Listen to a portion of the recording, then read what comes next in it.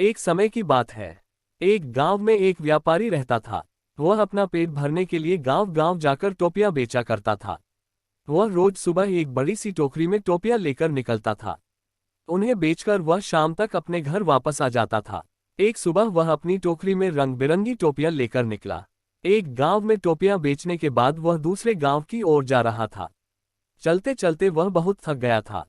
उस रास्ते से गुजरते समय एक जंगल भी पड़ता था। जंगल में उसे एक बरगद का पेड़ दिखाई दिया। उसने सोचा क्यों न पेड़ के नीचे बैठकर आराम कर लिया जाए।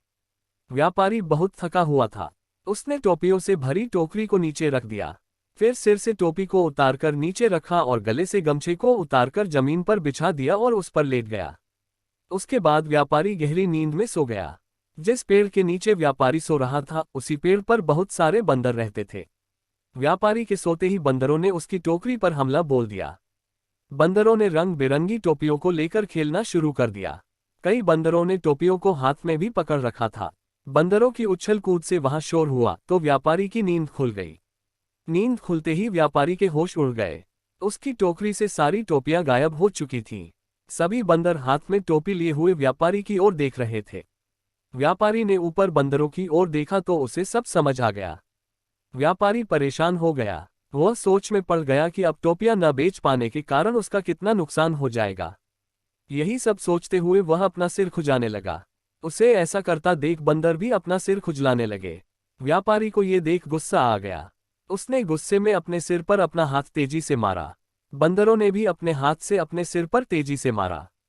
बंदरों को ऐसा करता देखा व्यापारी को समझ आ गया कि बंदर उसकी नकल उतार रहे हैं। अब व्यापारी को एक तरकीब सूझी जिससे वह अपनी टोपियां वापस ले सकता था। अब उसने जिस टोपी को सोते वक्त सिर के नीचे रखा था उसको सिर पर पहन लिया। बंदरों ने भी झट से हाथों में पकड़ी हुई टोपियां सिर पर पहन ली। अब व्यापारी ने सिर पर पहनी टोपी को जमीन पर फेंक दिया।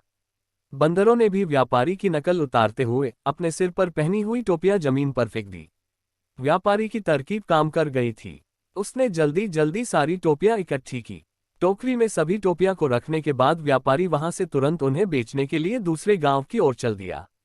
कहानी से सीख। इस कहानी से हमें ये सीख मिलती है कि परिस्थिति चाहे जैसी भी हो हमें घबराना नहीं चाहिए। हर हाल में हमें समझदारी से काम लेना चाहिए। ऐसे ही और नए वीडियो देखने के लिए हमारे चैनल को सब्सक्राइब करें।